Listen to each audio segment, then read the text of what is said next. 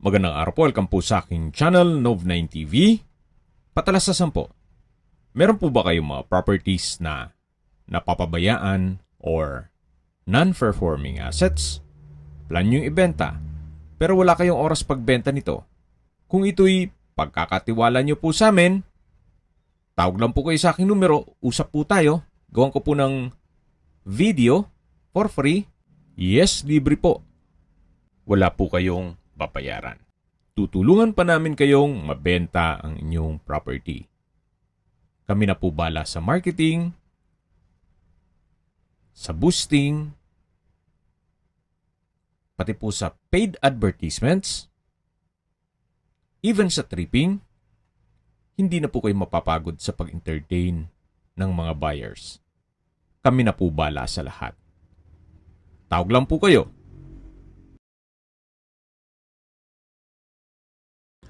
Nandito po tayo ngayon sa isang exclusive subdivision dito sa Tagaytay. Ito pong bagong video presentation natin ay isang house and lot na may lot area na 300 square meters. May floor area po ito na 400 square meters more or less, with 4 bedrooms, 3 bathrooms, fully fenced na rin po buong property. Ito pong bahay ay wala na po kayong ipapagawa. Gawa ng ito po'y newly renovated. Dito po sa loob ng subdivision ay kumpleto din po ang amenities, gaya ng clubhouse, basketball court, swimming pool, park and playground, at marami pa pong iba. Meron din pong 24 hours security. Ito po'y nasa mataas na lugar. Ang estimated elevation above sea level ay 2,000 feet. Kaya napakatahimik po ng lugar, sariwa ang hangin, at malamig po ang klima. Ito po yung steel gate. Pasok po tayo. Yan po yung garahe. Naka-pebbles design po ang flooring. At ito pong poste ay naka-brickstone design. Mula po dito sa garahe o balkonahin na rin po ito, meron pong overlooking view o mountain view. Yan po, tunghayin nyo po. Napakaganda, napakaaliwalas. At tungkol naman po sa dokumento nito, ito'y titulado. Buhay po ang may-ari, kaya wala po kayong magiging problema sa documentation o sa transfer ng title. Dito pala sa taas ay meron din pong maliit na kwarto. Kaya makikita nyo meron pong maliit na hagdan. Naka-landscape na rin po dito sa may pocket garden. Ito pong hagdan ay naka-concrete staircase and handrail. Samahan nyo po ako at bababa po tayo. Yan po yung papunta naman sa main door. Naka-brickstone design din po itong wall. Then meron pong customized glass windows. Yan po yung part ng staircase. May pocket garden na rin po dito. At bababa po ulit tayo. Dito po sa kabilang side ay meron din pong maliit na garden. Nandito na po tayo sa main door. Ito'y naka-solid wood door at welcome po dito sa bahay ni Ma'am at Sir. Ito po yung living area o salas. Meron na rin pong rattan sofa set with center table. May fireplace, then rafter design ng ceiling with vintage na chandelier. At sa dulo po ay may access door papunta sa balkonahe. Dito naman po yung dining area na may 4-seater dining set, naka-high ceiling, tile flooring, at dito naman po yung formal kitchen. May kitchen countertop, wall-mounted kitchen cabinet, kitchen drawer, at storage ng kitchen utensils. Meron din pong kitchen window na may Korean blinds. May built-in gas range and range hood, stainless sink with faucet. At yan po ang formal kitchen. Dito naman po yung powder room. May hand wash basin, vanity mirror, towel holder, water closet with bidet, at naka-tile bathroom wall. Yan po ulit ang living area o salas. Sa dulo yung fireplace na meron pong customized glass window with blinds. Yan po yung main door at dito naman po yung tinutukoy ko na access door papunta sa balkonahe. Na malaki din po ang espasyo nito hanggang sa dulo. Meron pong coffee table. 2 set po yan. At mula naman po dito, matatanaw nyo yung lower part ng subdivision at pati po mountain view. Halos lahat po ng terrain dito sa loob ng subdivision ay slope. Yan po ulit yung sliding door papasok dito sa may living area o salas. Then mula po dito matatanaw natin ang main door at dito naman po yung bar counter na may 3 high chair. At katabi naman po yung hagdan papunta sa baba. Mamaya po check natin yan. Doon po yung dining area, dito po ulit yung living area at yung main door. Ito naman po yung hagdan papunta dito sa taas. Akyat po tayo, samahan niyo po ako.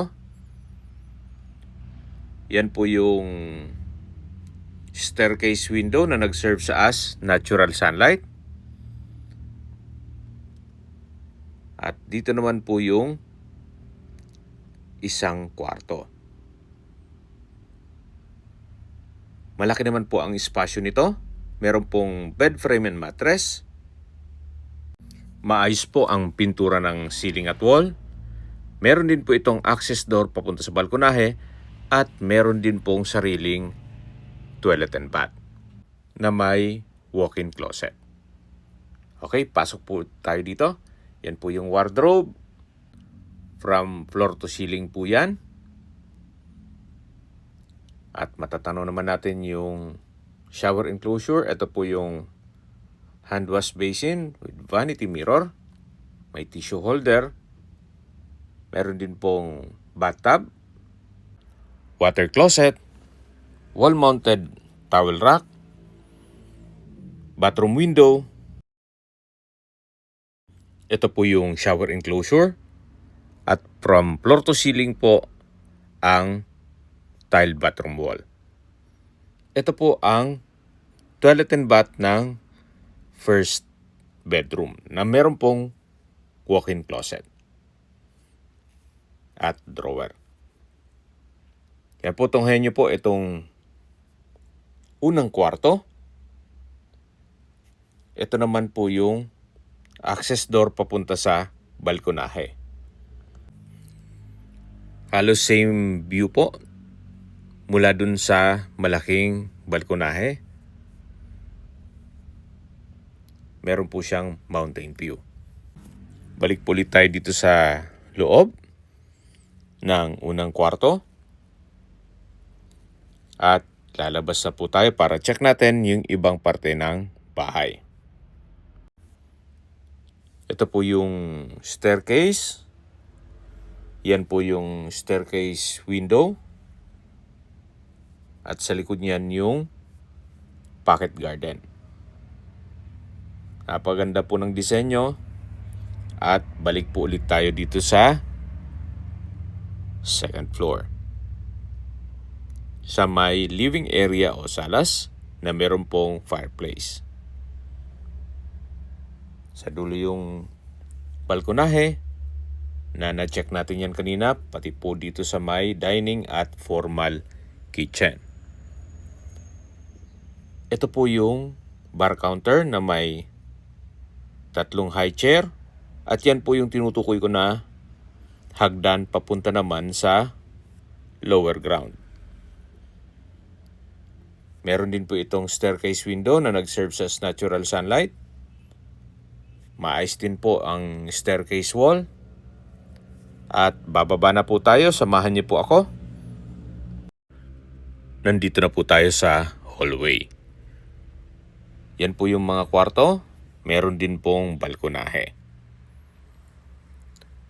Dito po ay may under stair storage. Malaking bagay po yan para lagayan ng inyong mga kagamitan o kung anumang abubot. At check na po natin itong second bedroom. May dalawang bed frame with mattress. May bedside table with lampshade. Sa dulo po ay may sliding glass window with blinds. Meron pong wardrobe from floor to ceiling po yan. At yan po ang second bedroom. Yan po yung hagdan. At dito naman po yung daan papunta sa balkonahe. Yan po yung common toilet and bath at third bedroom. Check po muna natin itong banyo. May hand wash basin, vanity mirror, water closet, tissue holder, shower enclosure, bathroom window, at ito yung naka-tile bathroom wall. Meron din pong wall-mounted na towel rack. Ito po yung common toilet and bath. Yan po yung hagdan. At ito naman po yung pangatlong kwarto o third bedroom na kung saan sa spasyo sakto lang, hindi naman siya ganun kaliit at hindi naman ganun kalaki. May bed frame and mattress, bedside table, wardrobe, at may dalawang sliding glass window with blinds.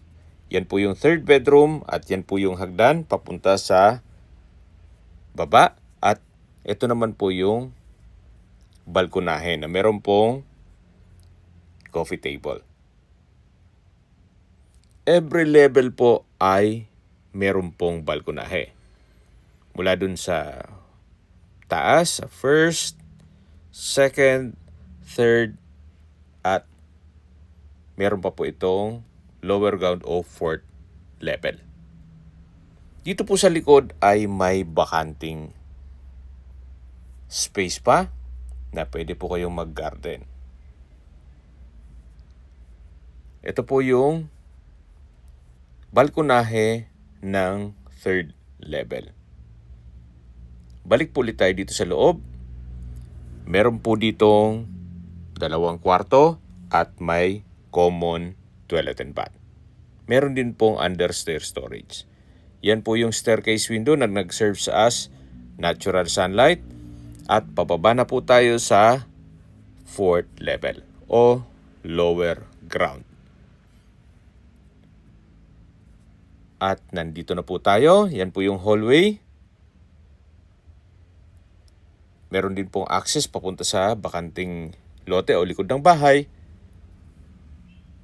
Dito naman po ay may under stair storage. Halos same design dun sa third level.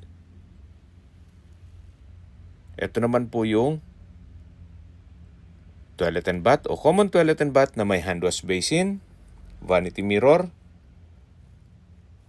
water closet, towel holder, shower enclosure, tile bathroom wall at bathroom window. Yan po yung toilet and bath dito sa lower ground. At paglabas naman po, yan po yung under stair storage at ito naman po yung fourth bedroom. Meron din po itong customized glass window and wall at may access din po papunta sa likod ng bahay. May bed frame and mattress at wardrobe.